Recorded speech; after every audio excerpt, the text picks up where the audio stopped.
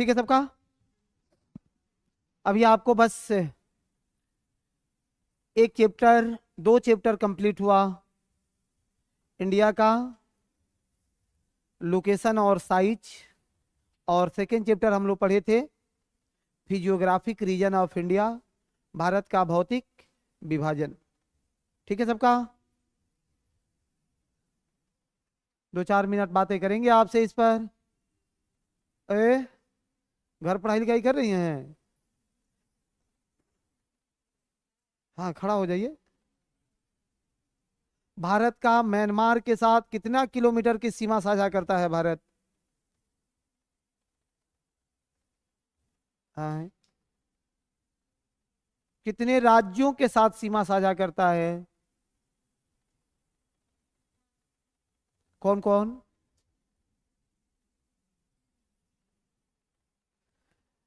हम इतना बड़ा बड़ा बात पढ़ा रहे हैं और इतनी छोटी बातें में आप लोग फंसीएगा तो फिर तो हम हतोत्साहित हो जाएंगे। इतना बड़ा बात तो कैसे पढ़ा पाएंगे रे भाई। हम एकदम आईएएस लेवल अप्रोच करा रहे हैं लगातार। सारा क्लास के जितना भी मतलब आपको पढ़ाए हैं वो कंप्लीट यूपीएससी रेंज का पढ़ाई हुआ है, और इतनी छोटी बातों में करो तब गड़बड़ हो जाएगा। हाँ बताओ बताओ। बैठ जाइए। अभी अभी बता दीजिए, बताओ। तुम बताओ। भारत का नेपाल के साथ कितना किलोमीटर की सीमा साझा करता है भारत? 1751। किस किस राज्य से? हम्म। हम्म। पश्चिम बंगाल और उत्तराखंड है। उत्तराखंड से लगता है कि नहीं? सारा डिस्प्यूट तो अभी उत्तराखंड में ना है, काला पानी विवाद। क्यों छोड़ी? क्यों छोड़े? अरे, आप बताइए, आप बताइए। चाइना के साथ कितने किलोमीटर की सीमा साझा करता है? खड़ा रखेंगे कल से सबको, जब तक नहीं बताएंगे। अच्छा, ये याद नहीं है? अच्छा जी। क्या याद है वही पूछेंगे। क्या याद है वो बताइए, उसी टॉपिक से पूछते हैं।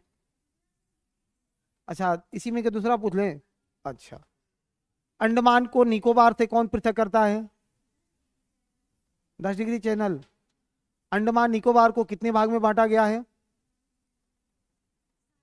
सातों का नाम बताएंगे? बताइए फटाफट बताइए। हाँ।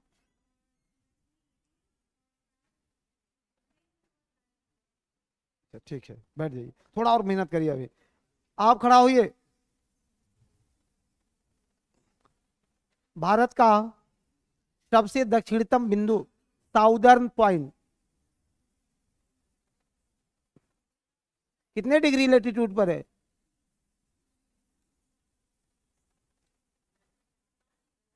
8 डिग्री। तुम वहां 8 डिग्री लगाओगी तो कन्याकुमारी कितने डिग्री पर है?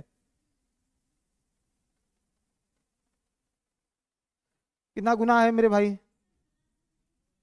क्यों नहीं किए? मतलब क्यों? पटना में थी ना। आपके अभिभावक ने यहाँ पढ़ने के लिए भेजा है ना, मेरा बुरा मत मानना। बैठ जाओ। ऐसा नहीं है, पढ़ने के लिए आई हो ना, अधिकारी बन के जाना है ना। अच्छा, बैठ जाइए। एडमिशन नहीं लिए, झूठे डांट खा लेगी कस के। आप बताओ, आप तो लिए एडमिशन ना सब? खड़ा हो जाओ। महारथी तुम बताओ। वीरांगना। क्या पूछा जाए आपसे? कोई चॉइस टॉपिक? अच्छा, कुछ भी पूछ लें। है तो तुम बहादुर आदमी। चलो, ये बताओ कि अरावली पर्वत का एक्सपेंशन कितने स्टेट में है?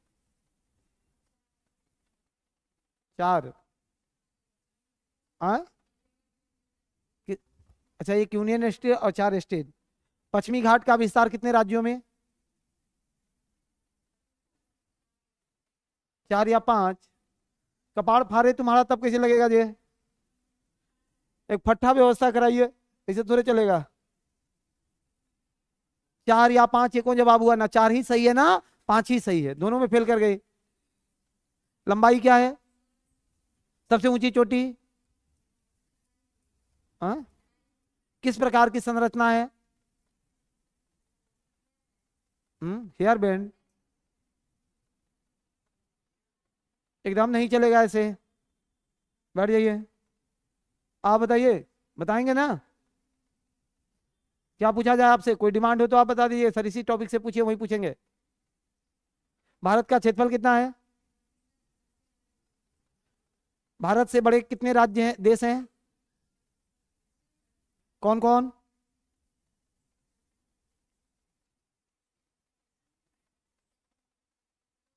हाँ हाँ, और फटाफट तेज तेज बोलिए। हाँ, भारत, रूस भारत से कितना बड़ा है? कुछ आइडिया है आपको? अच्छा, 5 गुना बड़ा है ना। अच्छा, नॉर्थ ईस्ट भारत की लंबाई कितनी है?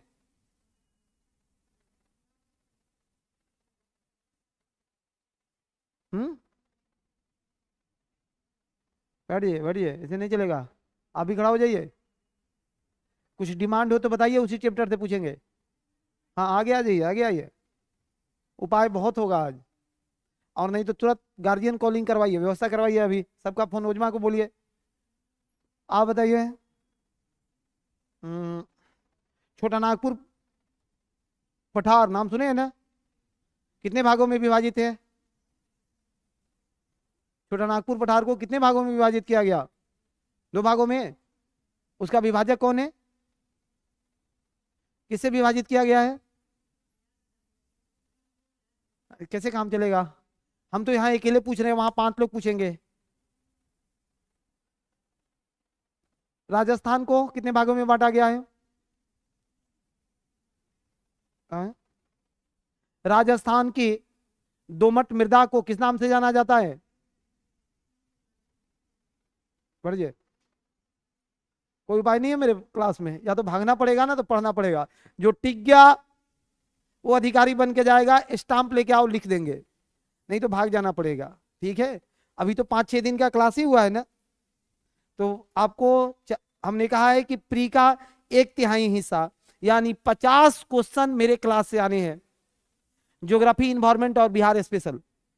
और ये 50 क्वेश्चन ऐसे 50 क्वेश्चन है जो रिजल्ट तय करते हैं कि किसका होगा और किसका नहीं होगा। पूरा बिहार इतिहास बना के आएगा, पूरा बिहार पॉलिटी का 10 क्वेश्चन बना लेगा, लेकिन हम तय करेंगे कि रिजल्ट किसका होगा और किसका नहीं होगा, या फिर अगली बार की तैयारी करना पड़ेगा। आप बताइए, फटाफट बताना। ठीक है, चलो।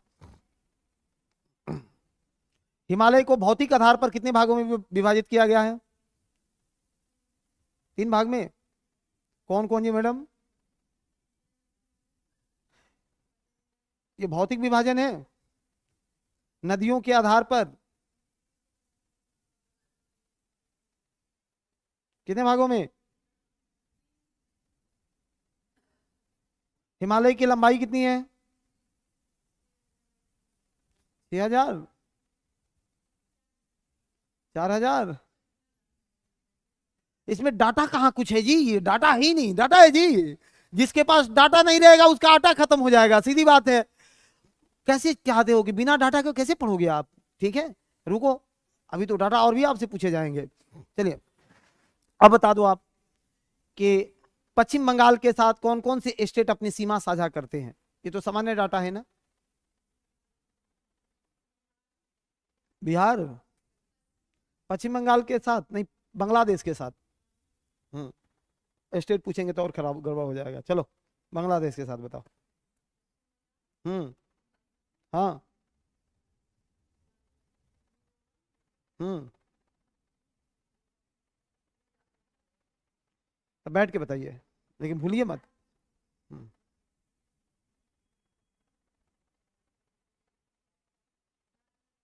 हम्म, नागालैंड कहाँ है? बांग्लादेश कहाँ है?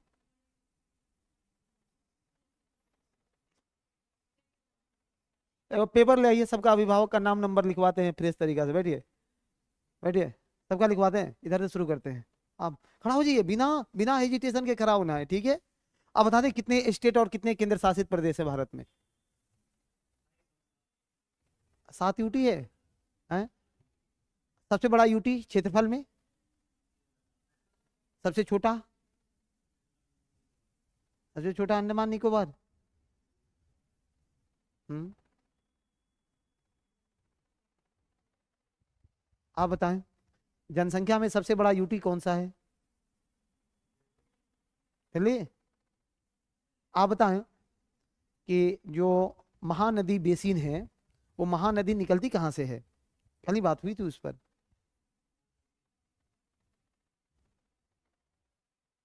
भारत का सबसे प्राचीन चट्टान?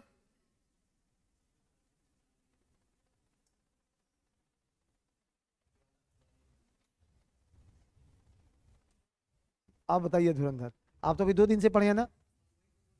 हाँ कोई बात नहीं, हमको याद है मेरे भाई, चिंता मत करो। आप बताओ कि विंध्याचल पर्वत का जो निर्माण है, यह निर्माण किसका परिणाम माना जाता है? अच्छा बढ़िए, बहुत अच्छी बात है। आप बताइए। पहले ही हथियार डाल देना भी अच्छी बात है, ठीक है। हाँ बहुत अच्छी बात, थैंक यू, दिल से सैल्यूट है आपको। और बताइए, आपसे क्या पूछा जाए? अच्छा अभी 2-3 दिन से आ रहे हैं, बैठिए इधर, आप उठिए, खड़ा हो जाइए। आप तो बहुत गंभीर इंसान है। चलिए, तमिलनाडु हिल्स में किसे किसे शामिल किया जाता है? किन पहाड़ियों को हमने शामिल किया है? जावदी, सिवड़ाई और नलामला, नलामलाई। अच्छा, नीलगिरी की सबसे ऊंची चोटी? डोडा बेटा। और सतपुरा किस प्रकार का पर्वत है? हम्म? सतपुरा किस प्रकार का पर्वत है? हाँ भ्रंश पर्वत है, बहुत फॉल्ट माउंटेन है सतपुरा, फॉल्ट माउंटेन है। और इसी फॉल्ट का परिणाम है कि वहां से तापी नदी भी है, ठीक है। नर्मदा नदी भी निकलती है। आप बता दें कि राजस्थान का विभाजन हमने किस आधार पर किया है? 25 सेंटीमीटर वर्षा, बहुत अच्छी बात है। 25 सेंटीमीटर वर्षा के जो पूर्वी क्षेत्र है, हाँ पूर्वी क्षेत्र की जो मृदा है उसे किस नाम से जानते हैं? रोही। और हरियाणा में जो मृदा है उस मृदा को कल्लर के नाम से। बढ़ जाइए, बहुत अच्छी बात, ये अच्छा करते हैं। आप खड़ा हो जाइए। आप ही, हाँ जी, एकदम गांडी धारी की तरह है। ये तो गलत हो गया ना, खतरा। आप चलिए, आज चलिए, आप बताइए, पंजाब के मृदा को क्या कहा जाता है? आए, पंजाब की मृदा को? खैर नहीं है। हाँ। कल्लर तो कहते हैं हरियाणा में मेरे भाई। हाँ कोई बात नहीं, घर से एक बार कॉपी उलटिए। सुनिए, सेकंड क्वेश्चन बताइए। आप बताइए, उत्तरी गंगा का, ऊपरी गंगा का सबसे हाईएस्ट पीक कौन सा है? सबसे ऊंची चोटी, हाईएस्ट पीक किसे माना जाता है? जी हाँ, ऊपरी गंगा मैदान का, ऊपरी गंगा मैदान का पढ़ाया गया है, पढ़ाया गया है कि नहीं? कौन सा है? ऊपरी गंगा के कितने भाग में विभाजित किया है हमने? आप क्यों ऐसे कर रहे हैं जी, आप बहुत गंभीर आदमी हैं। हाँ कौन कौन से 3 भाग हैं? अपर गंगेटिक प्लेन को 3 पार्ट्स में हमने विभाजित किया है, कौन कौन 3 भाग हैं? वो तो पार पार गंगेटिक है ना, पंजाब हरियाणा। हमने अपर गंगेटिक की बात किया है, ट्रांस गंगेटिक नहीं। थोड़ा सा पढ़िए तो बढ़ जाइए, पीछे, आपके पीछे। आप बताइए, मिडिल गंगेटिक प्लेन को कितने भागों में बांटा गया? आए, क्यों नहीं किए? समय नहीं मिल रहा है क्या? समय नहीं मिल रहा है? अरे हमसे सही बात बताओगे तो हम इलाज कर देंगे। समय नहीं मिल रहा है। जितना आदमी याद नहीं किया है, सही रियल कहानी बताओ कि ज्यादा बिजी रह रहे हो क्या तुम लोग?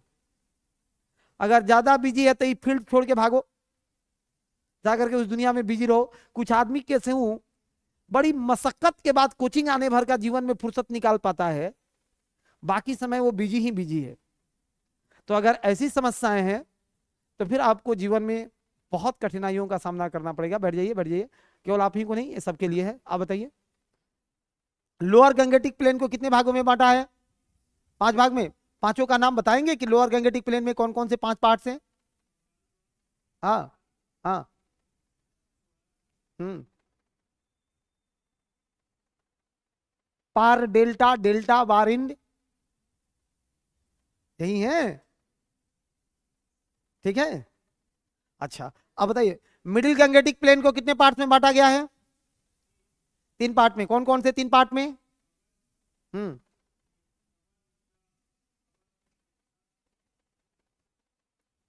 अवध, मिथिला और अवध, मिथिला और मगध। बहुत अच्छी बात है, थैंक यू, बढ़ जाइए। आप बताइए जी। हाँ रुकिए रुकिए, वो खड़ा हुए हैं, उनसे पूछ लेने दीजिए, वो काहे का कष्ट लेंगे। हम्म,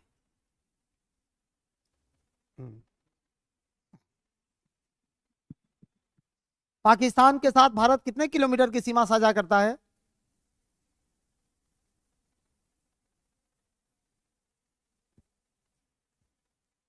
पाकिस्तान के साथ कितने किलोमीटर की सीमा साझा करता है? बांग्लादेश के साथ?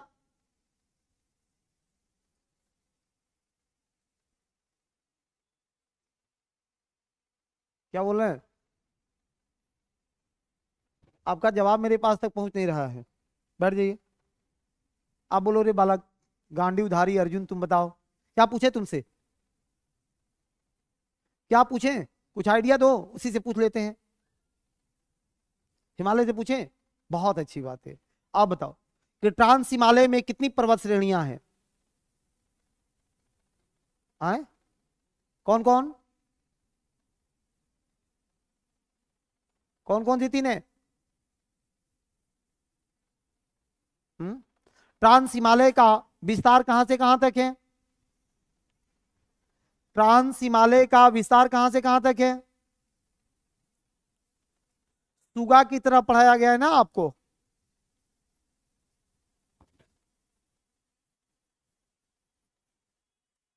पामीर ग्रंथि से कौन सी पर्वत श्रेणियां निकलती है? पामीर नट।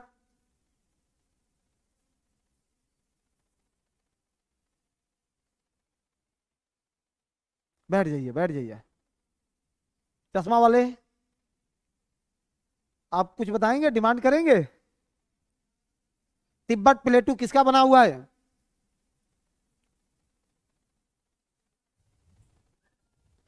वो किसका बना हुआ है? संरचना किसका है? हिमालय की आकृति कैसी है? बृहत हिमालय की सबसे ऊंची चोटी क्या है?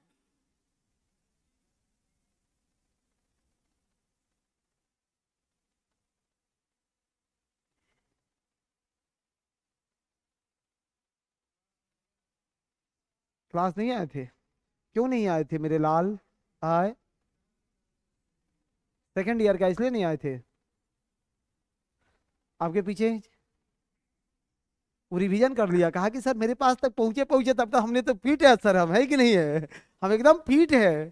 तो फिट है तो हम पता है कि तुम पढ़ा क्या है, हमको पूछना क्या है कि नहीं है? चलो कोई बात नहीं, तुम भी फिट है और हम भी फिट हैं। चलो, शिलोंग शिलोंग पठार में कौन कौन सी पर्वत श्रेणियों को शामिल किया जाता है? जी हाँ।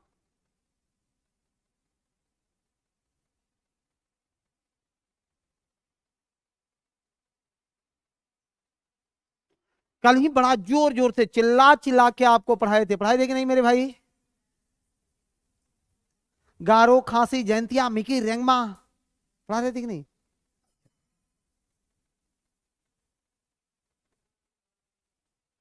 भारत चीन के साथ कितने किलोमीटर की सीमा साझा करता है?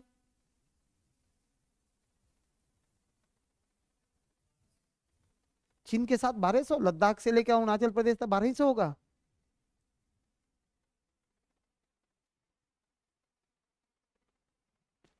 कोई बक्से नहीं जाएंगे। ऐसा नहीं होगा कि हाँ कोई बताए कोई ना बताए। क्या पूछा जाए? नदी से? नदी तो अभी पढ़ाने वाले हैं, नदी पढ़ाई कहाँ है, उससे पूछ देंगे तो और परेशान हो जाइएगा। नदी से पूछें? हाँ। अब बताइए, भाखड़ा नांगल परियोजना किस नदी पर बनाया गया है? हाँ?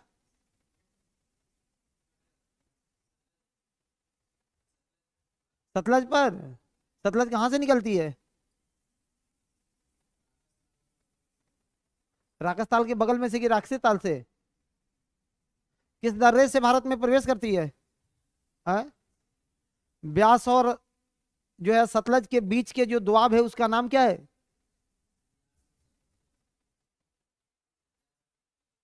उस दोआब का नाम क्या है? नदी के नाम को दोआब नहीं कहते हैं ना, उसका नाम रखा गया है सबका। विष्ट, ये सब नाम रखा गया है। बढ़ जाइए। जी हाँ महोदय, आप ही को पूछ रहे हैं, आप ही को पूछ रहे हैं। बताइए क्या पूछा जाए, कुछ भी पूछें। बघेलखंड को किस नाम से जाना जाता है? बघेलखंड दिख रहे हैं क्या? बघेलखंड दिख रहा है? हाँ, किस किस नाम से जाना जाता है?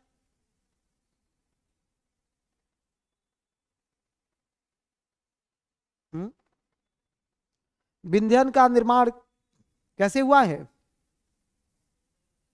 हाँ, पुष्पैक का परिणाम है। अच्छा, पश्चिमी घाट कहां से कहां तक है? हमने आपको कैसे पढ़ाया था?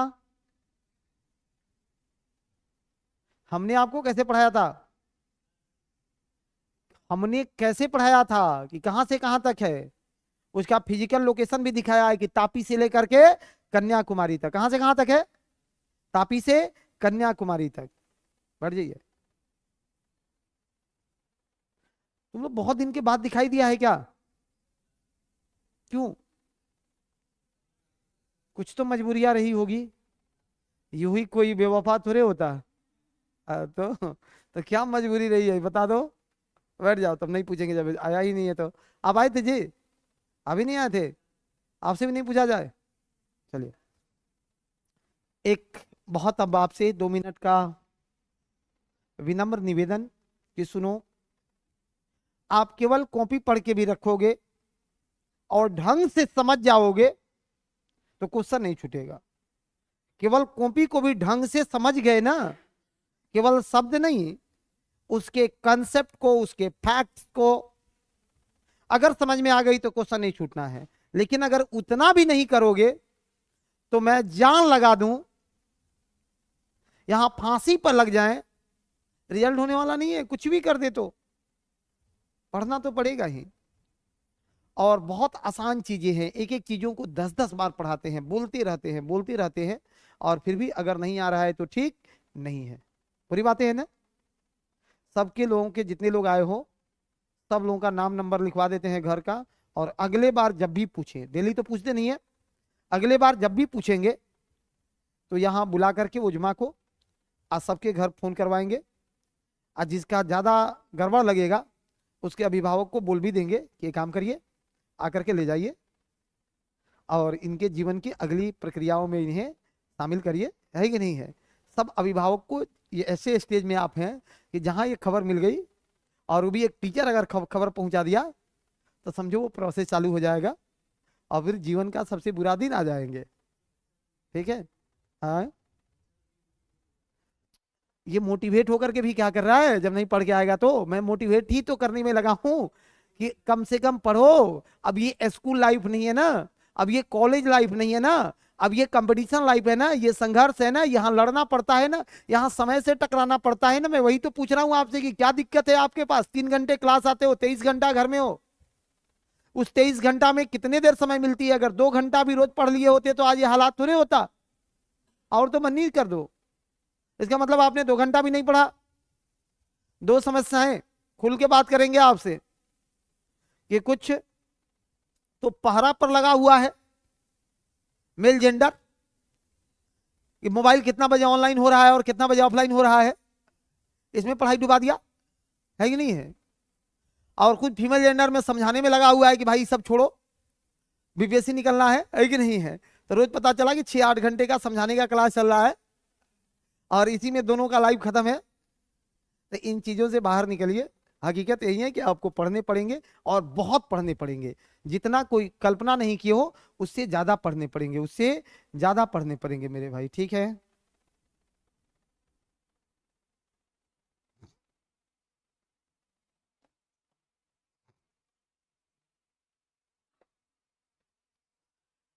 आज बड़ी काम का चैप्टर है, बहुत काम का चैप्टर है।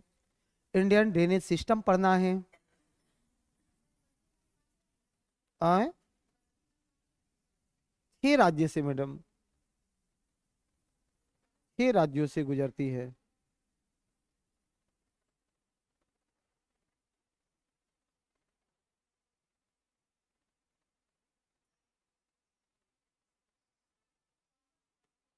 हाँ? पश्चिमी घाट सीधे एक तरफ से उठाओ, गुजरात, महाराष्ट्र, गोवा, कर्नाटक, केरल और तमिलनाडु। जी हाँ, कन्याकुमारी कहाँ है? पढ़ो ना रे मेरे भाई, ठीक है। देखिए, एक जमाने की, इस जमाने की एक बात बताना चाहता हूं। बच्चों में एक बहुत बड़ी समस्या कि वो सीधे जो है अपना जिद पर अड़ जा रहे हैं। कर क्या रहे हो? अगर मास्टर इस मंच से बोल रहा है तो उसके अनुभव को सीखो, है कि नहीं है? और उससे भी कट्टू बातें कि सब अधिकारी नहीं बनते हैं, बहुत चैलेंज है, अंगारों पर चलना है। अगर आप में हिम्मत है तो रहिए, नहीं है तो गार्जियन का पैसा बचाइए। आग है, लहकता हुआ आग है, उस पर दौड़ना है आपको। क्या चाहते हो? आपके जैसे 5 लाख बैठेंगे, 6 लाख बैठेंगे, और सारी संख्या मैक्सिमम प्री में ही बोल्ड हो जा रही है। मैं तो कहता हूं कि बीपीएससी का मतलब सीधे सीधे पहले प्री फोड़ दो। मेंस का गारंटी मैं ले लेता हूं। कहां फंसे हो तुम, किस भरम में फंसे हो? 5 साल से लोग का प्रिय नहीं निकल रहा है, बहुत ऐसे लोग हैं कि नहीं है? तो मेंस तो मैं आपको गारंटी लेता हूं कि 2-3 महीना में ठीक करा दूंगा, लेकिन प्री फोर क्या होगे तब ना। अगर यकीन नहीं है तो लिखवा लो हमसे। इधर एग्जाम होता है और इधर मैं मेंस का क्वेश्चन डिस्कस कर देता हूं। उतनी क्षमता तो है, किसी किताब को नहीं देखते हैं, हिस्ट्री, ज्योग्राफी, पॉलिटिक्स सबका क्वेश्चन डिस्कस कर देते हैं। मेंस वाला एग्जाम खत्म, क्वेश्चन आया और बैच में डिस्कशन शुरू है। तो उसका एक बहुत स्पेसिफिक एरिया है। हर साल देखो कि एक खास क्षेत्र से क्वेश्चन पूछा गया है। आज एक आपसे मैं बात करूंगा 5 मिनट। कितने लोग हो आप में जिन्होंने अभी तक फाइंड आउट किया है कि बीपीएससी कहां कहां से क्वेश्चन पूछ रहा है? मेरे तरफ आ जाइए, मेरे तरफ आ जाइए, कनेक्ट हो जाइए। कितने लोगों ने फाइंड आउट किया है कि सर इतिहास के किस किस खंड से बीपीएससी ने क्वेश्चन पूछा है? ये कोई मास्टर नहीं देगा। बहुत अच्छी बात है, कोई मास्टर नहीं करा के देगा। और मैं कुछ ज्यादा ईमानदार हूं तो सारी बातों को बोलता हूं कि आप खुद से भी चलो, क्योंकि मुझे तो सिलेबस पढ़ाना है ना, तो मैं तो खींच के ले जाऊंगा उसको। लेकिन आपको अगर बीपीएससी के एक नजर में देखना ना, तो देखना कि वो अगर हिस्ट्री से क्वेश्चन पूछा है ना, तो एक खास खास सेगमेंट से क्वेश्चन पूछा हुआ है। हर बार पूछा है कि नहीं? सर पालबन से क्वेश्चन पूछ रहा है, एक कल्चर, 3-4 कल्चर को पढ़ ले, उसमें से वो क्वेश्चन हर साल पकड़ा रहा है। अशोका को पकड़ लो, उसमें से क्वेश्चन पकड़ा रहा है। बुद्धिज्म को पकड़ लो, उसमें से क्वेश्चन पकड़ रहा है। और तुम जाकर के सारा ताकत स्टोन एज पर लगा दी हो, वहां से क्वेश्चन ही नहीं आ रहा है। समझ रहे हो मेरी बात को? हाँ, मैं बता रहा हूं, उन्हीं चीजों पर मैं बात कर रहा हूं ना। एक काम तो करने पड़ेंगे कि आपको इधर 8 साल के जो क्वेश्चन है, 7 साल के, उसको एलिमिनेट कर, मतलब सोचना पड़ेगा कि क्वेश्चन कहां से बीपीएससी ने ज्यादा दिया है। ज्यादा जहां से क्वेश्चन है उस पर ज्यादा अटैक करने हैं। ज्योग्राफी का भी एक रीजन है कि कैसे कैसे क्वेश्चन पूछे जा रहे हैं। हालांकि सबसे ज्यादा जो बीपीएससी ने चेंजेस किए अपने में, तो वो बीपीएससी के प्रश्न में किए, ज्योग्राफी के प्रश्न में किए हैं। गजब का चेंज हुआ है। ज्योग्राफी मतलब यूपीएससी मतलब बीपीएससी का ज्योग्राफी है। लड़का से ज्योग्राफी बनने वाला बहुत कम है। यहां एक बार फोकस कर लो, बिहार स्पेशल पर काम कर लेना है। और इन चीजों के साथ अगर पढ़ें तो मई निकलने वाला है, जून, जुलाई, अगस्त, सितंबर, 4 महीने का धरोहर आपके पास है। अगर ये 4 महीना अपना एक एक पल आप बीपीएससी के नाम बिता लिए, तब तो इस बार में पास है, और नहीं तो अगले बार के लिए तैयारी करिए, 71वीं के लिए। सीधी बात है। तो 71वीं इससे टॉप होगा। एग्जाम जा कहाँ रहा है? तो आप एक बार उन एरिया में, इन रीजन्स में एक बार बात कर लो, ठीक है? और मैं सबके साथ हूं। आपको जहां जिस चीज की जरूरत पड़ेगी वहां आप हमसे पूछना। मैं आपके एक एक चीजों का, एक एक बातों को जवाब देता रहूंगा। ठीक है? ठीक है, मेजर हेडिंग लगा लेना है आज, इंडिया का ड्रेनेज सिस्टम, भारत का अपवाह तंत्र, इंडिया का ड्रेनेज सिस्टम।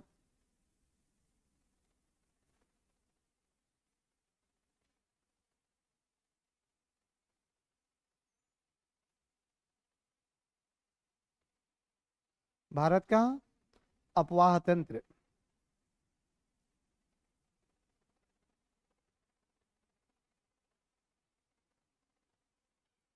भारत का अपवाह तंत्र।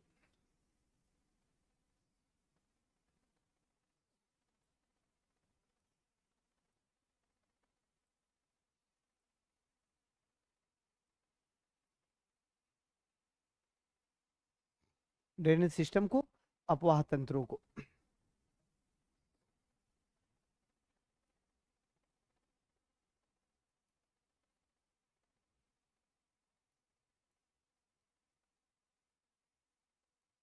अपवाह कहते किसको हैं? एक शब्द आता है इसमें, अपवाह। ये ड्रेनेज है क्या? अपवाह तंत्र कहते किसको हैं?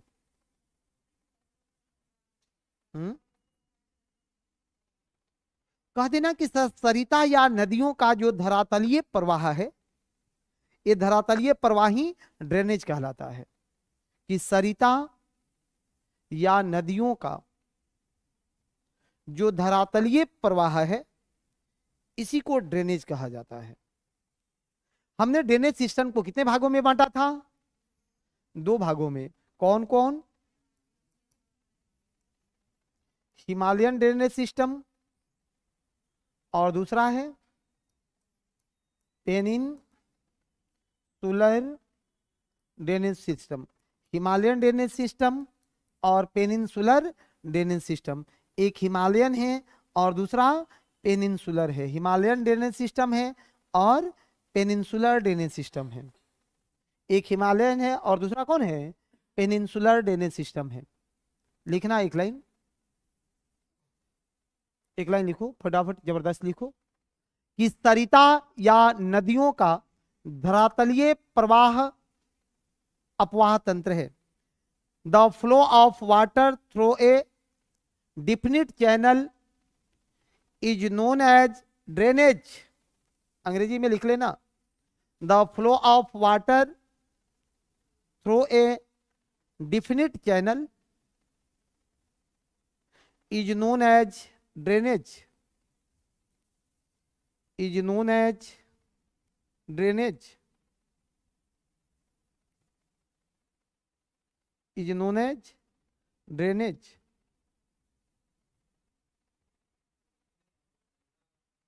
हाँ, सरिता और नदियों का धरातलीय प्रवाह अपवाह तंत्र है। अपवाह तंत्र है।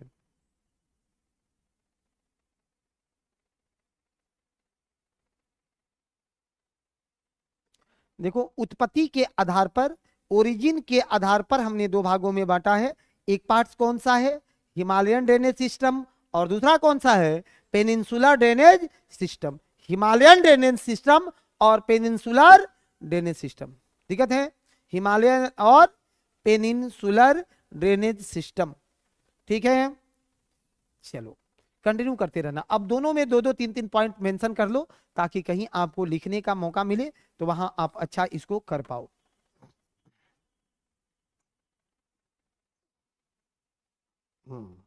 लिखो, हिमालयी अपवाह तंत्र। हिमालयी अपवाह तंत्र कैसे होते हैं? बड़ा कि छोटा? अपेक्षाकृत बड़े होते हैं। हिमालयी अपवाह तंत्र बड़े होते हैं। The basin of the Himalayan river obtain large. हिमालयी अपवाह तंत्र बड़े होते हैं, जबकि इधर आकर के लिखना, प्रायद्वीपीय अपवाह तंत्र बेसिन। प्रायद्वीपीय अपवाह तंत्र बेसिन अपेक्षाकृत छोटे होते हैं। ऑप्टेन, हाँ, अपवाह तंत्र बेसिन अपेक्षाकृत छोटे होते हैं।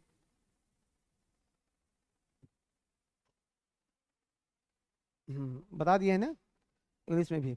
नंबर 2 लिखना, सुनो, अगर इनकी लंबाई भी देखो तो हिमालयी नदियों की लंबाई बड़ी होती है और प्रायद्वीपीय नदियों की लंबाई छोटी होती है। कारण क्या है? कारण क्या है? हम्म, समुद्र से दूरी। कारण क्या है सर? सीधी बात है, कुछ भी हो जाना तो वही है ना। तो हिमालयी नदियों का समुद्र से दूरी लंबी है, अप्रायद्वीपीय नदियों की दूरी कम है। इसलिए हिमालयी नदियां लंबी होती है, अप्रायद्वीपीय नदियां छोटी होती है। दिक्कत है?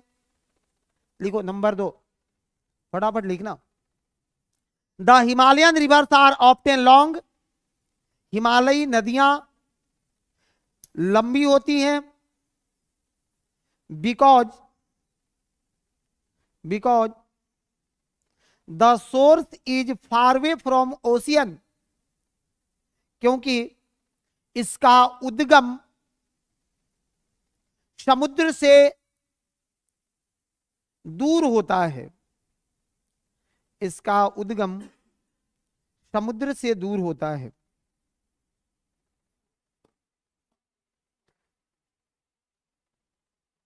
आगे लिखना। प्रायद्वीपीय क्षेत्रों में the peninsula rivers are comparatively smaller. प्रायद्वीपीय नदियां अपेक्षाकृत छोटी होती है। Peninsular river are comparatively smaller, अपेक्षाकृत छोटी होती है। ठीक है, थर्ड नंबर पे लिखिए, फटाफट लिखिए।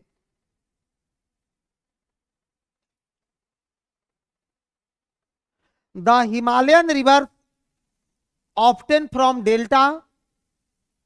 The Himalayan river often from delta, often from delta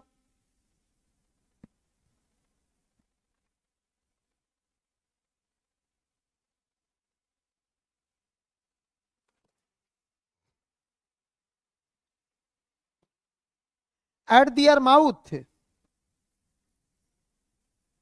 हिमालयी नदियां डेल्टा का निर्माण करती है, अपने मुहाने पर, माउथ पर डेल्टा का निर्माण करती है।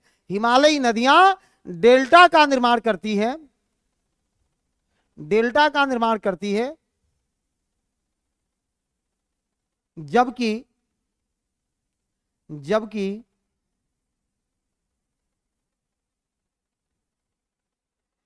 प्रायद्वीपीय नदियां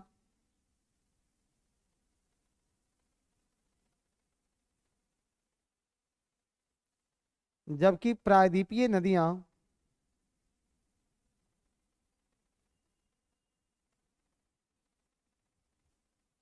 छोटा डेल्टा, स्मॉल डेल्टा और नदमुख का निर्माण करती है, नदमुख का निर्माण करती है। एस्टरिज क्या बोलते हैं उसको? एस्टरिज, ESTU, एस्टुरिज, हाँ एस्टुरिज, ESTUARIES और स्मॉल डेल्टा का निर्माण करती है, स्मॉल डेल्टा का निर्माण करती है। इतनी बातों को रखो। नदमुख, जी हाँ, नदमुख का निर्माण करती है। ठीक है,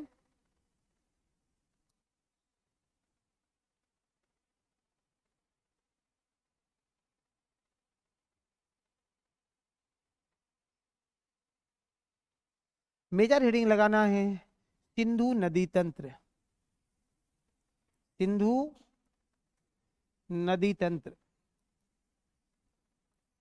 Indus drainage system, Indus drainage system, Sindhu नदी तंत्र, Indus Indus Indus drainage system, Sindhu नदी तंत्र।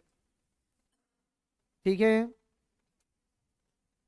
अब आज से सब लोग एकदम संकल्प लेके जाना है कि जितना आज पढ़ के जा रहे हो कल सब याद होना चाहिए। ठीक है, नहीं तो कॉपी में लिख के रख देने से कोई फायदे नहीं है, उसका कोई बैकअप नहीं है, कुछ भी नहीं होगा जीवन में। ठीक है, ये नदी उद्गम कहां से होती है मेरे भाई? तो यहां एक झील है, कौन सा झील है? मानसरोवर झील। ये मानसरोवर झील है, मानसरोवर झील है। मानसरोवर झील में बोखरचू ग्लेशियर है। मानसरोवर झील में बोखरचू ग्लेशियर है। बोखरचू ग्लेशियर है। मानसरोवर झील में कौन सा ग्लेशियर है? जी हाँ, बोखरचू ग्लेशियर है। बोखरचू ग्लेशियर है। यहीं से निकलती है सिंधु नदी, बोखरचू से। और ये सिंधु अपने अपवाह के क्रम में, सबसे पहले देखना ऊपर से इसमें कौन कौन सी इसकी जो है ट्रिब्यूटरी है या सहायिकाएं हैं। कौन कौन से ट्रिब्यूटरी हैं इसके? तो नुब्रा है। ट्रिब्यूटरी कौन सा है? जी हाँ, नुब्रा है। अंग्रेजी हिंदी दोनों में नुब्रा, दोनों में नुब्रा। ये नाम है। श्योक है। श्योक को क्या बोलते हैं? मृतकों का नदी। ठीक है, बहुत अच्छी बात है। वही इसके ऊपर बढ़ोगे तो गिलगिट मिलेगा। यहाँ कौन सी नदी है? श्योक है, श्योक। जी हाँ, श्योक क्यों लिख दिया है? श्योक होता है। हाँ, न्यूबरा श्योक में ही मिलती है, कोई दिक्कत नहीं है। तो हमने इसको बता दिया कि इस ऑर्डर में आके मिलते हैं, कोई दिक्कत नहीं है। यहाँ गिलगिट है, बस नाम याद रख लेना, गिलगिट है। ठीक है, गिलगिट के जस्ट इधर बढ़ोगे तो एक नदी और है, स्वाद। स्वाद भी बोला जाता है इसे, और स्वान के नाम से भी बोला जाता है। फिर कुर्रम है, काबुल है। यहीं पर एक काबुल है, और इस काबुल में इधर से आके मिलती है कुर्रम। काबुल में मिलती है कुर्रम। यहाँ ये नदी कौन सी है? काबुल नदी है। यही ये नदी काबुल नदी है। काबुल में कौन आके मिलती है? कुरम आकर के मिलती है। काबुल में कुरम आकर के मिलती है। जस्ट नीचे आना तो एक नदी गोमर मिलेगी। एक नदी कौन सी है? गोमल है, और एक कंदर है। गोमल और कंदर है। एक नदी यहाँ पे गोमल नदी है, और जस्ट इस गोमल के पास ही एक नदी मिलती है, यहाँ कंदर है। गोमल और कंदर है। ये नदियां सिंधु में दाहिने तरफ से प्रवेश करती हैं। किधर से? रुको, साथ साथ मत बनाओ, पूरा टाइम दे देंगे आपको, 5-10 मिनट, खूब प्रेम से छाप देना, ठीक है? साथ साथ मत बनाओ, पहले एक बार देख लो। यहां से सबसे पहले निकाल लेते हैं किसको? झेलम को। सबसे पहले कौन सा? झेलम है। नंबर 1 झेलम है। झेलम के बाद, जी हाँ, चेनाब है। झेलम के बाद चेनाब है। झेलम और चेनाब है। आगे एक नदी मिलेगी, जहाँ रावी नदी मिलेगी। आगे एक नदी रावी नदी मिलेगी। और यहाँ सतलज है। यहीं पर सतलज है, और सतलज की सहायिका व्यास है। सतलज की सहायिका ये व्यास है। इसी को कहते हैं पंचनद भी कहा जाता है। कहते क्या कहा जाता है? पंचनद भी कहा जाता है। पंचनद आदि 5 नदियों की भूमि। 5 नदियों की भूमि क्या कहा जाता है? पंचनद। अब किसको कौन सा पंचनद कहते हैं आगे लिखेंगे, पहले इतनी चीजों को कवर करो। लंबाई कितना है इसका? 2880 किलोमीटर। कितना लंबा है ये? 2880। भारत में कितना लंबा है? 1114 किलोमीटर। भारत में कितना लंबा है? जी हाँ, 1114 किलोमीटर टोटल लंबाई है इसका। 2880 टोटल नदी है, 2880 किलोमीटर। और भारत में ये लंबा है 1114 किलोमीटर। भारत में कितना लंबा है? 1114 किलोमीटर इन इंडिया। भारत में 1114 किलोमीटर है भारत में। सब लोग ठीक हो? भारत में कितना लंबा है? 1114 किलोमीटर लंबा है। सबका ठीक है? लिखो। हाँ बनाइए, अभी खूब प्रेम से बनाइए, खूब शिद्दत से।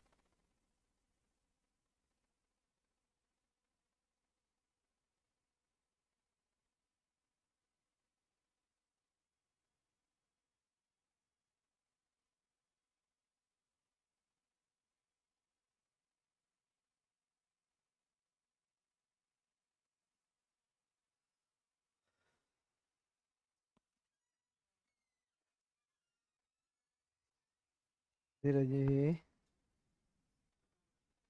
धीरज सुर है, लाइए खेली जाएगा।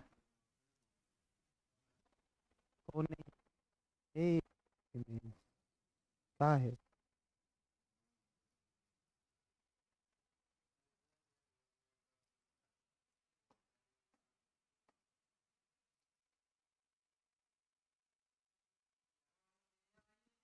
बाप।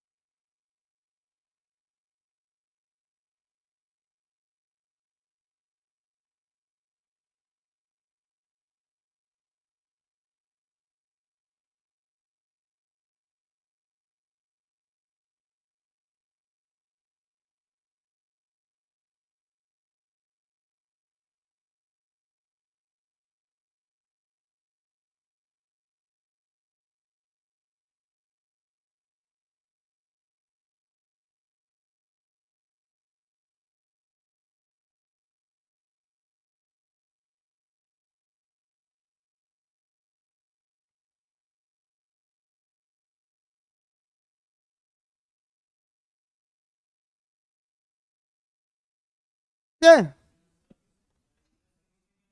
कौन वाला?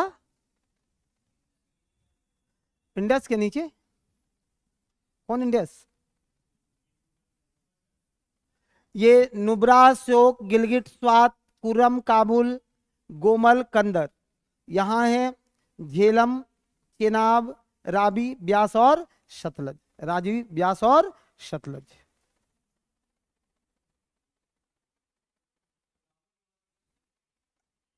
हाँ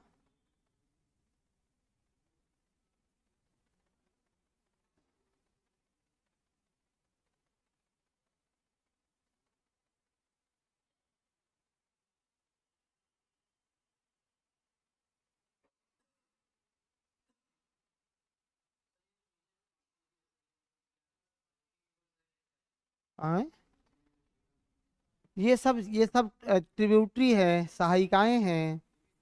जी हाँ।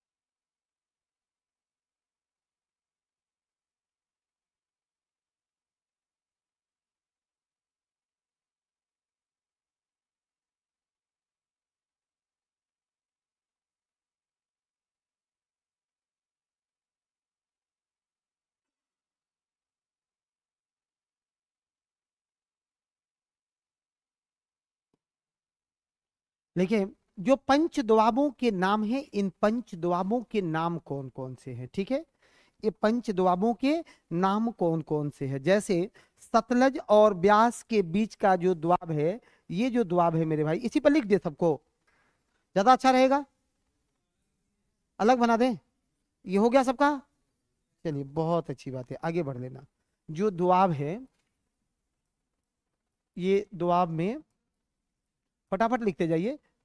सबसे नंबर एक विष्ट दोआब, नंबर एक लिखो, विष्ट दोआब। पहला दोआब कौन सा है?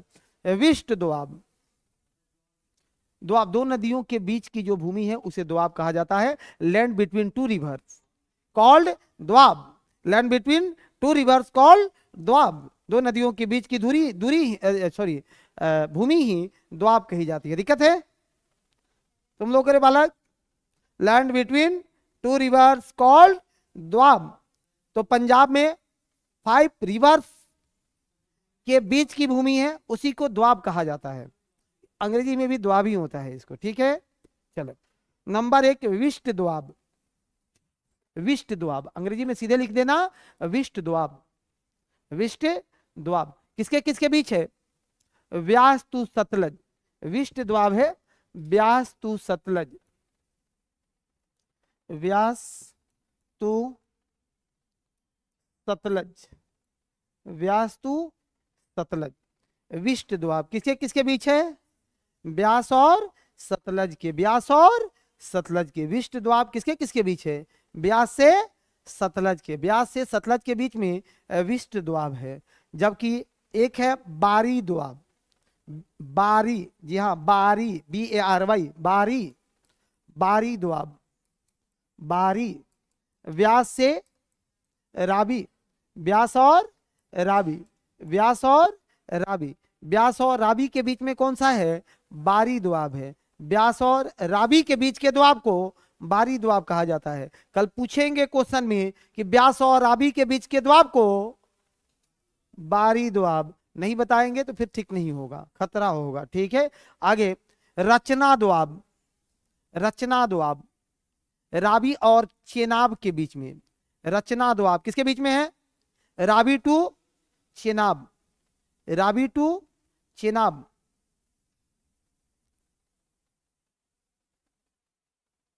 रचना द्वाब राबी टू चेनाब।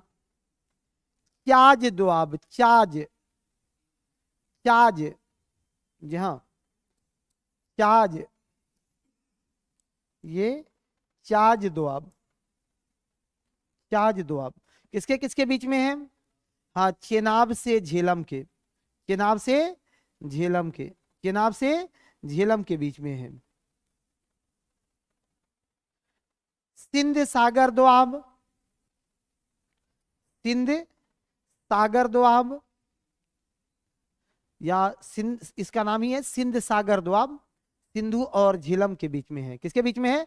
सिंधु और झेलम के बीच में है, सिंधु और झेलम के बीच में है, सिंधु और झेलम के बीच में है। सिंध सागर दोआब किन दो नदियों के बीच में? सिंधु और झेलम के। सिंध सागर दोआब किसके बीच में? Indus to Jhelum, Indus to Jhelum, Indus और झेलम के बीच में है। इसी के साथ हुआ है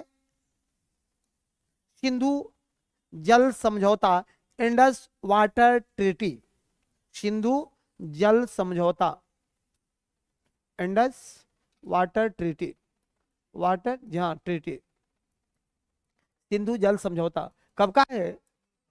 हाँ 1960 का, 1960 का है, 1960 का है। अभी थोड़ा ये मामला डिस्प्यूटेड है अभी भी। क्यों डिस्प्यूटेड है? कि समझो पाकिस्तान के गले पर हम लोगों का पैर है, जिस दिन थोड़ा ज्यादा दबा दिए निकल जाएगा।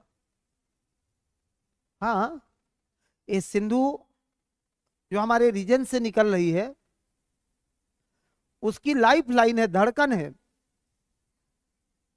और डिस्प्यूट क्या है? आप देखोगे कि पहले कुछ नेता थे, जैसे एक नेता थी, बड़ा नेत्री रही है बीजेपी की, सुषमा स्वराज, बड़ा प्रखर वक्ता थी।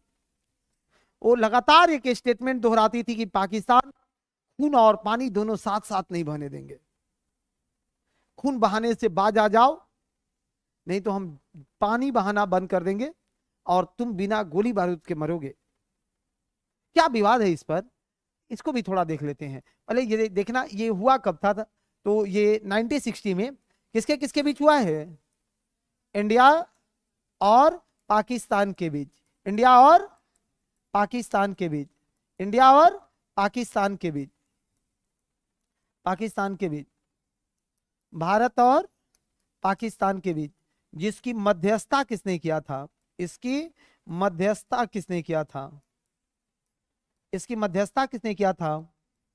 जहां विश्व बैंक ने। इसका मध्यस्थता किसने किया था? विश्व बैंक ने। मध्यस्थता किसने किया? यहां विश्व बैंक ने इसकी मध्यस्थता की थी। इसमें प्रावधान क्या है कि पाकिस्तान को ऊपर के 3 नदी का, यानी किसका? सिंधु के, सिंधु, झेलम और चेनाब, सिंधु, झेलम और चेनाब के जो जल है, वाटर है, इसके पानी का 80% पाकिस्तान को और 20% इंडिया को दिया गया है। जबकि भारत की सच्चाई क्या है कि सर हम लोग अपना भी 20% का उपयोग नहीं करते हैं, हम लोग तो 10% से कम का उपयोग कर रहे हैं। हम अपने हिस्से का भी 10% उसको दे रहे हैं। तो अभी रोकने की बात नहीं है, केवल हम अपना 20 का 20 ले लें, उतने पर मरने लगेगा। ये नहीं है कि उसको इलीगल तरीका से नहीं है, अपने ही पर। इधर आ जाओ। अभी शाह कुंडी एक बांध है, हाल ही में विवादों में आया है, देखा है पाकिस्तान उस पर कितना तहलका मचेले था। शाह कुंडी झेलम नदी पर वह है। सुनिए, अब इसमें 3 नदी कौन कौन सा, तो रावी, व्यास और सतलज। रावी, व्यास और सतलज। इसके भी वाटर में क्या है कि इंडिया कितना यूज करेगा इसका, 80%, और 20% इसका पाकिस्तान को 20%, पाकिस्तान को 20%, पाकिस्तान को मध्यस्थता दी गई है कितने प्रतिशत की, हाँ 20% की पाकिस्तान को इसकी हिस्सेदारी दी गई है। सही है ना सबका? चलो लिखो, आगे बढ़ाओ, बनाओ बनाओ फटाफट बनाइए इसको भी।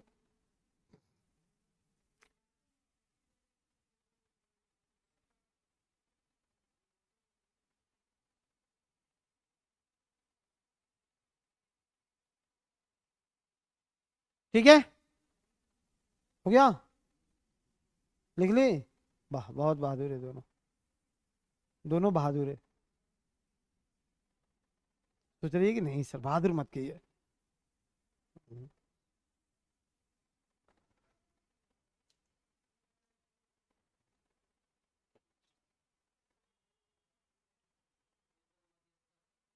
मध्यस्थता का मीडिएटर होता है, हाँ मीडिएटर, हर चीज में एक मीडिएटर रहता है कि नहीं रहता है? बिना मीडिएटर का कुछ होता है ये? नहीं होता है। हाँ, ब्याह शादी ले बिना मीडिएटर का नहीं होगा है? कौनो ब्याह करेगा तो बिना मीडिएटर का नहीं होगा है?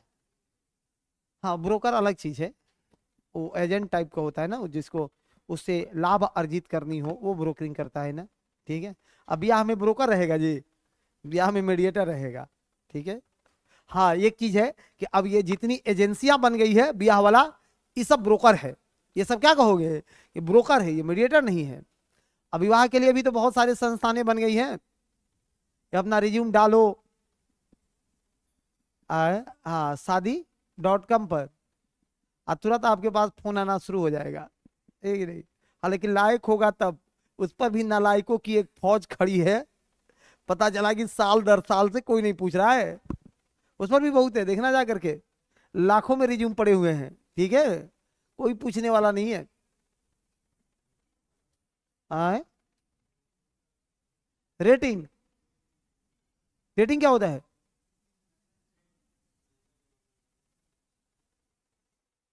चलो,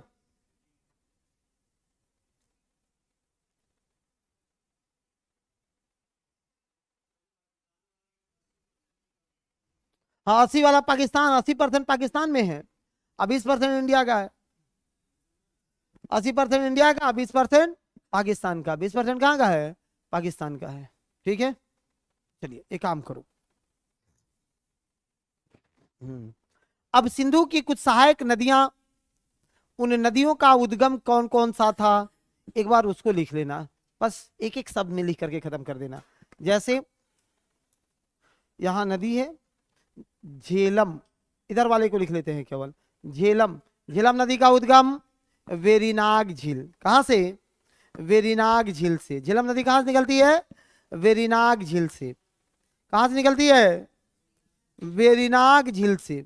इसका उद्गम वेरीनाग झील, वेरीनाग झील, बोर्ड पर लिखिए क्या? वेरीनाग, वेरीनाग लेक, वेरीनाग झील से, वेरीनाग झील से। सिंधु नदी का उद्गम वेरीनाग झील से। चेनाब, फटाफट लिखो, चेनाब, चेनाब,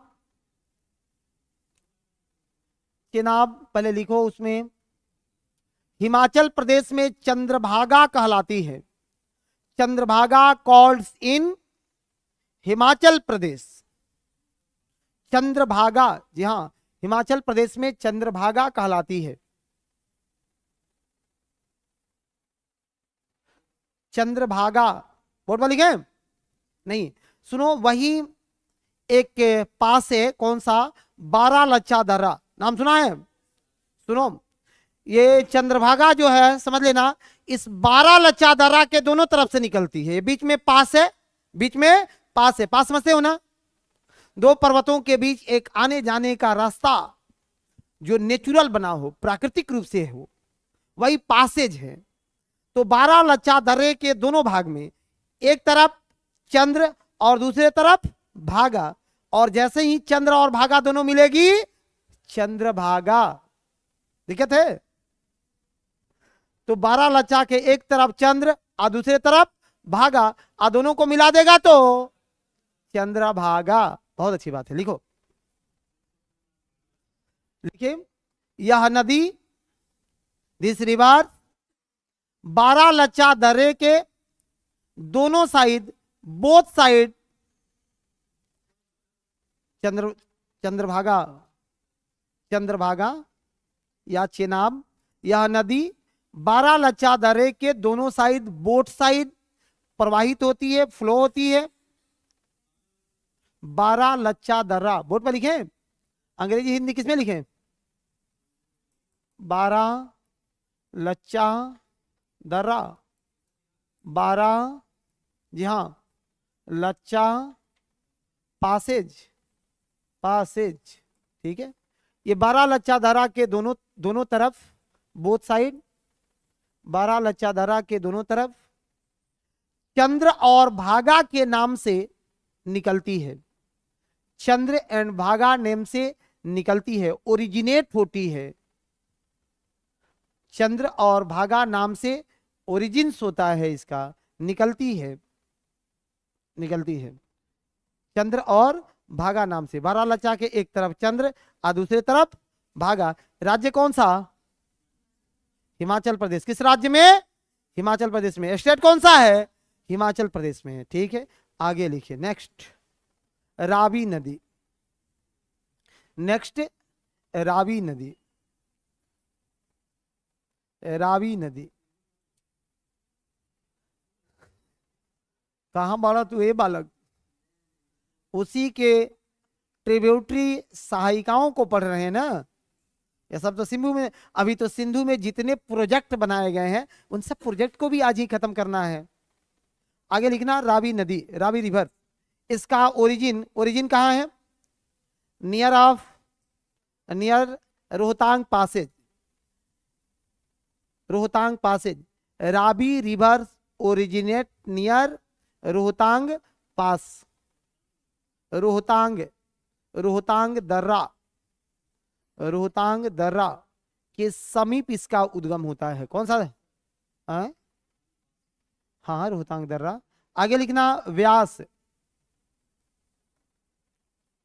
व्यास, व्यास नदी का उद्गम कहां है, हाँ यही रोहतांग दर्रा, कुल्लू हिल्स, कुल्लू पहाड़ी, कुल्लू पहाड़ी के पास रोहतांग दर्रा, रोहतांग दर्रा, कुल्लू पहाड़ी, रोहतांग दर्रा, कुल्लू पहाड़ी, जी हाँ। सतलज,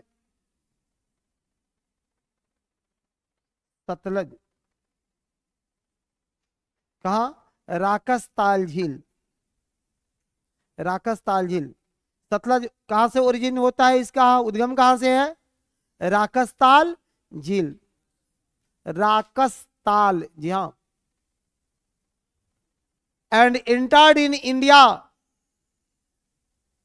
इन सिपी कला पास, और भारत में सिपी कला पासेज से प्रवेश करती है। And entered in India in Shipkila passes, Shipkila Rakshastal झील से निकलती है और सिपकिला दर्रा से भारत में प्रवेश करती है। कैसे प्रवेश करती है, जहां सिपकिला दर्रा से भारत में प्रवेश करती है, सिपकिला दर्रा से भारत में प्रवेश करती है, यह सिपकिला दर्रा से ही भारत में प्रवेश करती है। कुछ परियोजनाओं पर काम कर लेंगे, लिखना, भाखड़ा नांगल प्रोजेक्ट, जी हाँ, मेजर हेडिंग लगा दो, भाखड़ा नांगल प्रोजेक्ट। खत्म ऐसे ही करेंगे, एक तरफ से जितनी बातें होती चलेगी उसको निकाल करके तब खत्म करना है। जी हाँ, Bhakra Nangal project, Bhakra Nangal project.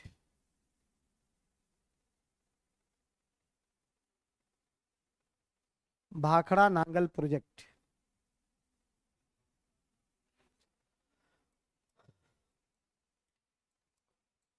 Bhakra Nangal project, Bhakra Nangal project, Bhakra Nangal project.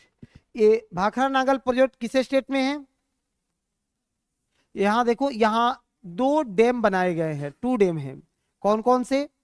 एक तो आपसे नदी भी पूछा है कि किस नदी पर बनाया गया है, कौन सा नदी पर?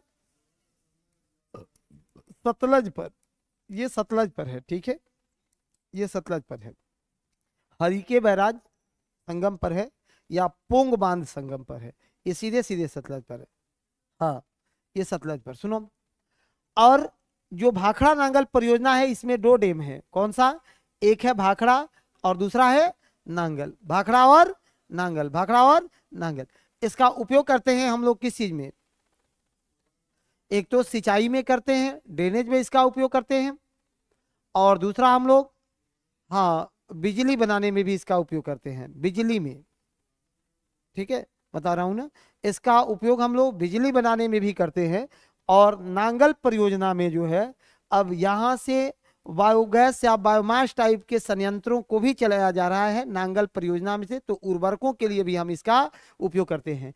जैसे ये डैम बना है, इस डैम के पीछे में जलाशय बनेगा, और वहां कौन सा जलाशय का निर्माण हुआ है? गोविंद सागर जलाशय का निर्माण हुआ है। कौन सा जलाशय बना है? गोविंद सागर जलाशय बना है। एक लाइन में लिख के खत्म करिए, लिखो, India largest multipurpose river valley project है, भारत का प्रमुख बहुउद्देशीय परियोजना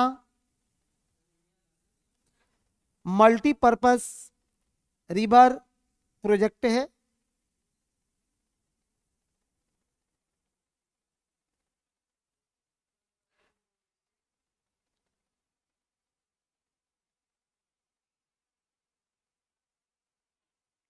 लिखो, यह राजस्थान, पंजाब और हिमाचल प्रदेश की संयुक्त परियोजना है। जी हाँ, तीनों है। कौन कौन इसमें है? राजस्थान, पंजाब और हिमाचल प्रदेश। राजस्थान, पंजाब और हिमाचल प्रदेश इसमें भी है। राजस्थान, पंजाब और हिमाचल प्रदेश की संयुक्त परियोजना है। आए नहीं, हरियाणा इसमें नहीं है, ठीक है, वो आ जाना। नहीं, इंदिरा सागर यहाँ हरिके बैराज से निकला है, ठीक है, वो हरिके बैराज से निकला है। इंदिरा गांधी जो ये नहर है वो निकला है हरिके बैराज से। एक लाइन लिखना, the reservoir behind the Bhakra dam, the reservoir behind the Bhakra dam is called Gobind Sagar. इस परियोजना से जिस जलाशय का निर्माण हुआ है, इस परियोजना से जिस जलाशय का निर्माण हुआ है उसे गोविंद सागर जलाशय कहा जाता है। किस नाम से जानते हैं? जहां गोविंद सागर जलाशय का निर्माण हुआ है, गोविंद सागर जलाशय का निर्माण हुआ है। It is situated in Paschim Bengal.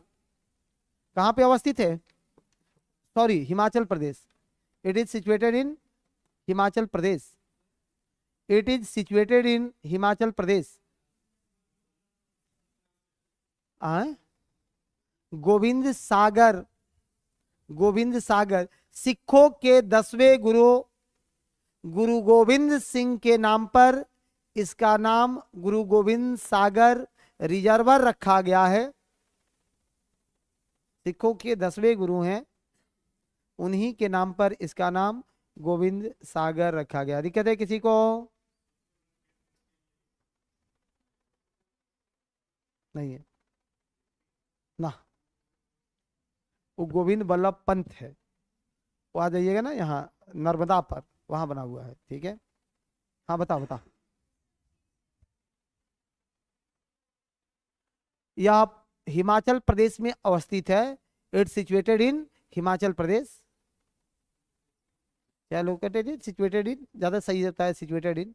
ठीक है, आगे लिखो। इंदिरा इंदिरा गांधी प्रोजेक्ट, या इसी को बोलते हैं Rajasthan canal. Indira Gandhi project, next heading लगाना है ना, इंदिरा गांधी प्रोजेक्ट और राजस्थान कैनाल।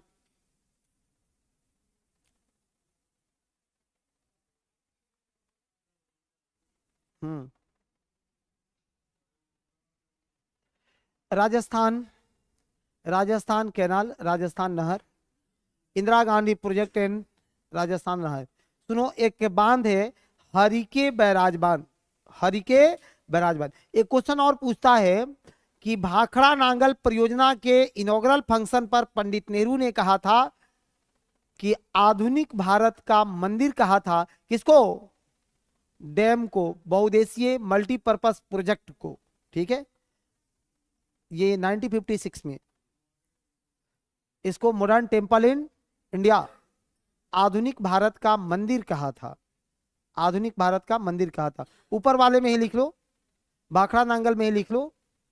भाखड़ा नांगल के उद्घाटन समारोह में, भाखड़ा नांगल के उद्घाटन समारोह में, भाखड़ा नांगल के उद्घाटन समारोह में, इनॉग्रल सेरेमनी में पंडित नेहरू ने 1956 में कहा था, पंडित नेहरू ने इसे आधुनिक भारत का मंदिर कहा था, आधुनिक भारत का मंदिर कहा था। हाँ, भाखड़ा नांगल में ही। अब आना है इसमें सेकेंड नंबर में, पंडित नेहरू ने इसे आधुनिक भारत का मंदिर कहा था। हाँ, सेकेंड है कि द इंदिरा गांधी प्रोजेक्ट और राजस्थान कैनाल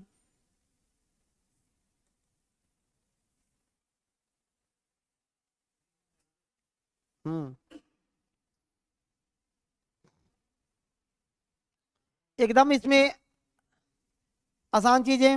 राजस्थान कैनाल को, कि जो राजस्थान कैनाल है, राजस्थान कैनाल है, ये है कहाँ? तो व्यास और सतलुज नदी का जो संगम है, व्यास और सतलुज नदी का जो क्या बोलते हैं उसको, कन्फ्लुएंस, कन्फ्लुएंस, कन्फ्लुएंस, कन्फ्लुएंस यानी क्या? संगम पर, इसी के संगम पर, व्यास और सतलुज के कन्फ्लुएंस यानी संगम पर क्या बना है? Harike barrage, Harike barrage, Harike barrage, Harike barrage, Harike barrage का निर्माण किया गया है। ठीक है, लिखो, एक लाइन में बोल दे, भाषा में ही बोल दे। हाँ, एक एक लाइन में लिख लो कि आज खत्म हो जाए, नहीं तो एक नदी पढ़ाई नहीं होगा तो कैसे काम चलेगा, दिक्कत हो जाएगा।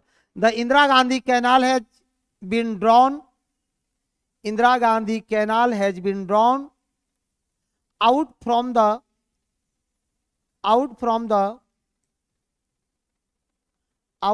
The Harike barrage. इंदिरा गांधी नहर का निर्माण हरिके बैराज पे किया गया है, जो बैराज पर किया गया है, जो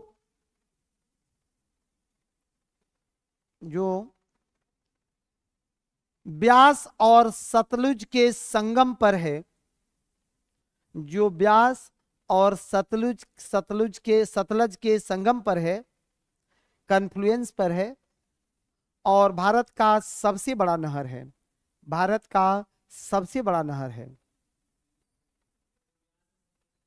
संगम पर किया गया है, जो ब्यास और भारत के, पूछ लीजिए, संगम पर किया गया है, सतलज के संगम पर किया गया है, जो भारत का सबसे बड़ा नहर है। कहां तक इसका विस्तार है रे भाई?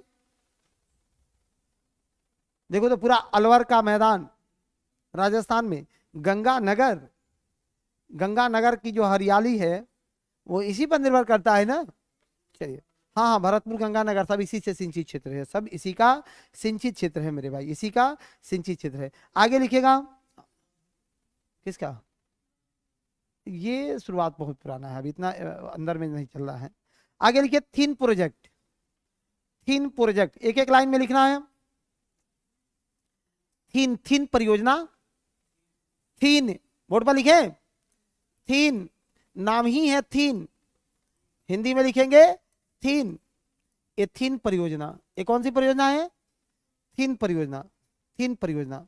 लिखो, ये dam has been made on the Ravi in Punjab, a dam has been made on the Ravi in Punjab, इस बांध का निर्माण पंजाब में रावी नदी पर किया गया है। ठीक है, सीधे इसमें से क्वेश्चन नदी के साथ कंक्लूड करके पूछा जाता है। किसे पूछा जाता है, जी हाँ, नदियों के साथ कंक्लूड करके क्वेश्चन पूछे जाते हैं। दूसरा लिखना, इस बांध का निर्माण रावी नदी पर कहां किया गया है, पंजाब में किया गया है। ठीक है, आगे लिखो, यह पंजाब और हिमाचल प्रदेश की संयुक्त परियोजना है, combined project of Punjab and Himachal Pradesh, combined project of Punjab and Himachal Pradesh, यह पंजाब और हिमाचल प्रदेश की संयुक्त परियोजना है, पंजाब और हिमाचल प्रदेश की संयुक्त परियोजना है, पंजाब और हिमाचल प्रदेश की संयुक्त परियोजना है। दिक्कत नहीं होगा। चलिए नेक्स्ट लगा लेना, फटाफट अगले हेडिंग की ओर प्रस्थान करना। जी हाँ भाई, एक लाइन में तो लिखना ही है। अब नाथपा झाखरी प्रोजेक्ट, नाथपा झाकरी प्रोजेक्ट, अंग्रेजी हिंदी दोनों में नाम है। ठीक है, Nathpa Jhakri project, Nathpa Jhakri project, Nathpa Jhakri project. क्या दिक्कत है,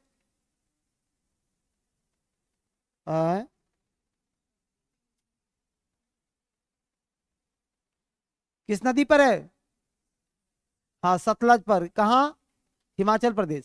लिख लो, the project has been executed on, the project has been executed on Sutlej in Himachal Pradesh, in Himachal Pradesh, यह परियोजना सतलज नदी पर हिमाचल प्रदेश में है, सतलज नदी पर हिमाचल प्रदेश में है, सतलज नदी हिमाचल प्रदेश में है। कोई ये नहीं ना सोच रहा है कि एगो ट्रिक बता देते तो सब याद हो जाता, तो जाके रेलवे की तैयारी करना, फिर बीपीएससी यूपीएससी के चक्कर में मत पड़ना। यहां कोई ट्रिक व्रिक काम नहीं करेगा, सबका धजिया उड़ जाएगा। ठीक है, आपको मेहनत करना ही पड़ेगा, क्योंकि ट्रिक से बहुत कुछ नहीं हो सकता है। आगे नेक्स्ट लिखिए, सलाल प्रोजेक्ट, सलाल, जी हाँ सलाल, बोर्ड पर लिखे, हिंदी इंग्लिश दोनों सलाल, सलाल, जी हाँ अंग्रेजी सलाल होता है और हिंदी लिखता है सलाल, सलाल, सलाल, जी हाँ सलाल परियोजना। The project has been executed on the Chenab, the project has been executed on the Chenab in Jammu and Kashmir, in Jammu and Kashmir, the project has been executed on the Chenab in Jammu and Kashmir, in Jammu and Kashmir। आगे लिखो बगलिहार, चेनाब नदी पर जम्मू कश्मीर में। आगे लिखो बगलिहार, बगलिहार, जी हां बगलिहार, बगलिहार हिंदी में बगलिहार, ये बगलिहार किस रिवर पर है? हाँ, चेनाब नदी पर। कहाँ? हाँ, जम्मू कश्मीर में। ठीक है, आगे लिखो। दुलहस्ती बगलिहार चेनाब नदी पर है, जम्मू कश्मीर में। ये प्रोजेक्ट है, जी हाँ।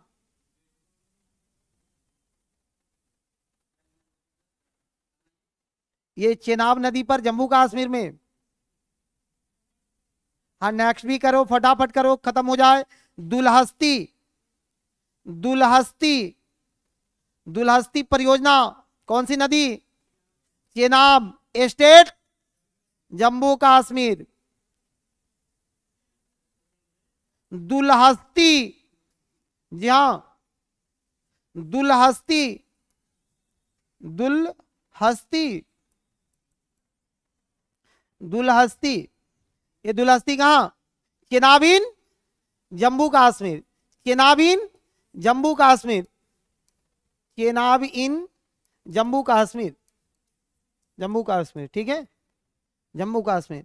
आगे तुलबुल प्रोजेक्ट, तुलबुल प्रोजेक्ट, तुलबुल परियोजना। चुलबुल मत लिखना, चुलबुली। चलो, तुलबुलिन, तुलबुल किस में? झेलामीन, झेलामीन, जम्मू कश्मीर। जी हाँ, झेलामीन, जम्मू कश्मीर। नाम है तुलबुल। बोर्ड पर लिखे? चलिए आगे लिखो। और इसी को हम लोग जानते हैं, it is also known as the Wular barrage. इसे बुलर बैराज के नाम से जाना जाता है। इसे बुलर बैराज, बुलर झील है तो इसी को बुलर बैराज भी कहा जाता है। जी हाँ, बुलर बैराज भी कहा जाता है, बुलर बैराज भी कहा जाता है मेरे भाई। इसी को बुलर बैराज भी कहा जाता है। एक है उरी प्रोजेक्ट, लिख लेना। उरी प्रोजेक्ट, उरू, उरी, जम्मू कश्मीर। उरी प्रोजेक्ट, उरी, उरी, जी हाँ, उड़ी, उड़ी उड़ा दो, ये वाला उड़ी।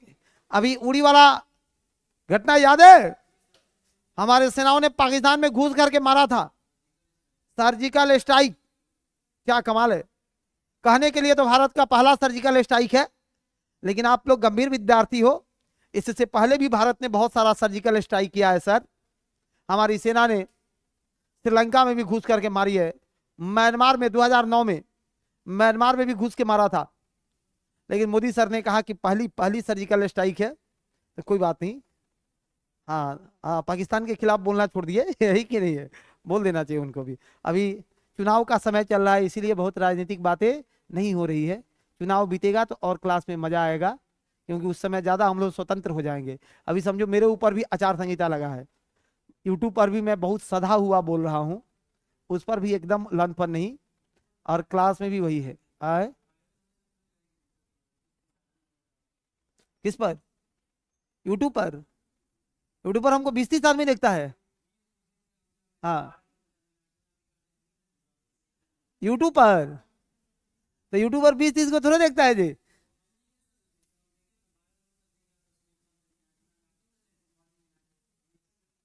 यूट्यूब पर हमको 12 लोग नहीं देखता है।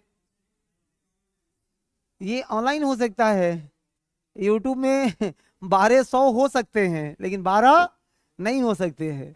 यूट्यूब का अलग कहानी है, ठीक है। हाँ जी हाँ, शाम में 7:30 बजे मिलिएगा, फिर देखिएगा कितने लोग देख रहे होंगे। मिशन 50 IS चैनल सब्सक्राइब नहीं किए अभी तो नहीं देखते हैं उसमें। हाँ, 80% ज्ञान तो उसी में, 80% ज्ञान तो वहीं पर प्रवाहित हो रहा है। जो आदमी सच में उसको भी पकड़ के रखेगा, उसको फैक्चुअल और फैक्ट्स के लिए तरसना नहीं पड़ेगा। आप लोगों से भी भले शिक्षक भर्ती के लिए चल रहा है, लेकिन आप अगर पकड़ के रखते हो ना, तो सारा फैक्ट्स उस क्लास से कवर हो जाना है। और कंसेप्ट तो है ये है, अलग से कुछ करने की जरूरत नहीं है। एक्स्ट्रा घर में बैठे हुए हो, कहीं चला दो, खाना बना रहे हो रख दो, 2 पर कर दो, 1.5 पर कर दो, अपने हिसाब से फटाफट सुन लो। 3 घंटे का सेशन है, 1.5 घंटा में सुन लो, रोज सुन लो। सुनने से क्या जाता है, आपका नुकसान थोड़े। और ऐसा थोड़े कि आप सुनोगे तो मेरी सैलरी दुगुनी हो जाएगी, कोई फर्क नहीं पड़ता है कि मैं आपके लिए कह रहा हूँ। ये मत सोचना कि अपना व्यू बढ़ाना है। व्यू देखो बहुत है, व्यू की कमी थोड़े है, हम व्यू के लाले नहीं पड़े हैं हमको, ठीक है। कुछ भी बोल देंगे तो 10-12 हजार लोग देख लेता है, तब आए।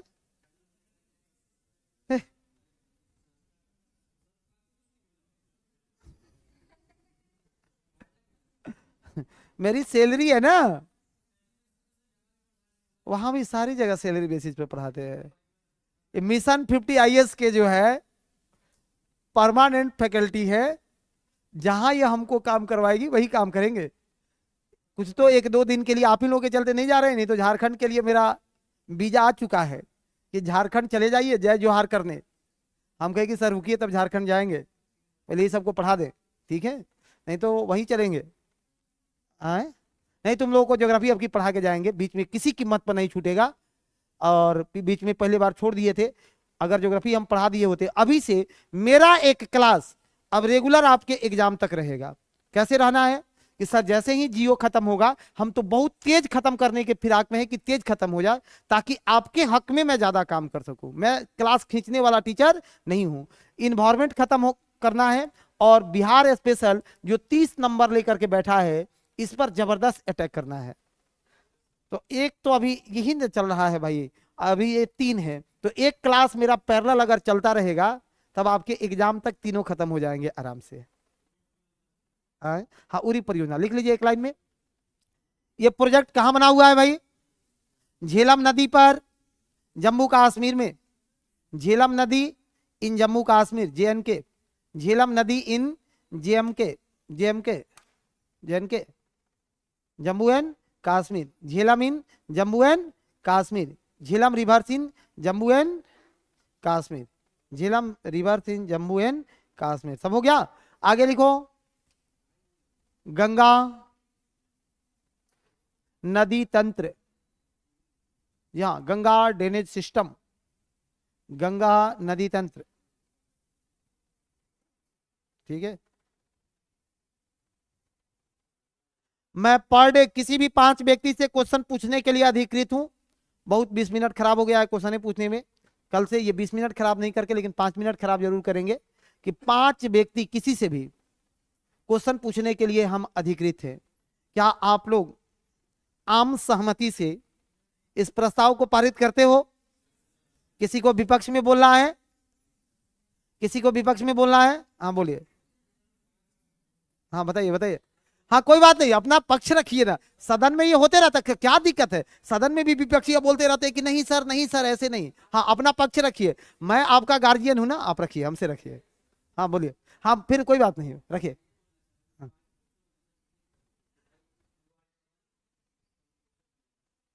वो 5 बच्चे कोई हो सकते हैं, तो सबको पढ़ के आना है ना।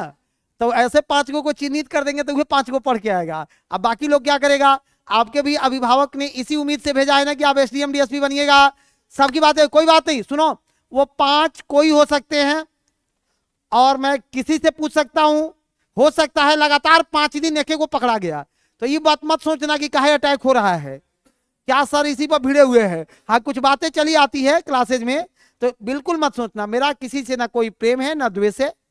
कोई भी व्यक्ति लगातार, मैंने हो सकता है कि 5 दिन किसी एक पर अटैक हो गया, तो लोग सोच रहा है काहे उसी से 5 दिन तक पूछ रहा है रे। तो ऐसी कोई दुर्भावना भावना नहीं है, आप इसके लिए तैयार रहना। मैं नहीं चाहता हूं कि ज्योग्राफी का एक भी क्वेश्चन आपका गलत हो और आपसे बाहर जाए। थैंक यू, फिर कल।